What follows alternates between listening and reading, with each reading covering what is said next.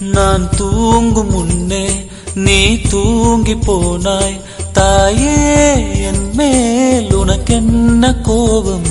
கண்ணான கண்ணே, என் தெய்வ பெண்ணே, கண்ணில் தூசி நீ ஊத வேண்டும்.